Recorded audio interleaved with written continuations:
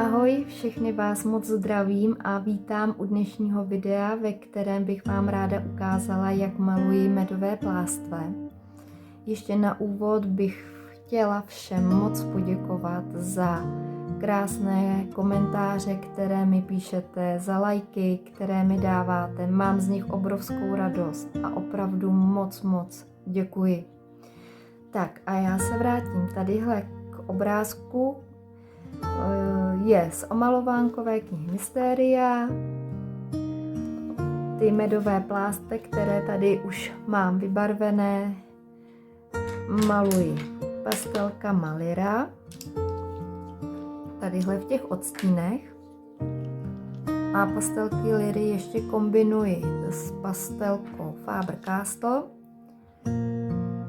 A ještě k těm Lyrám, teda já s nima teď maluji poslední dobou hodně. Mám je moc ráda, dobře se mi s nima maluje. Její barvy jsou krásně těch pastelek syté a dobře i se na sebe vrství.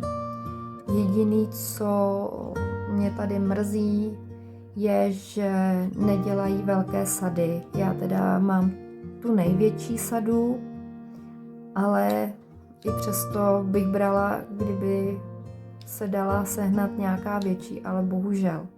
Tak proto i potom hodně využívám i jiné pastelky.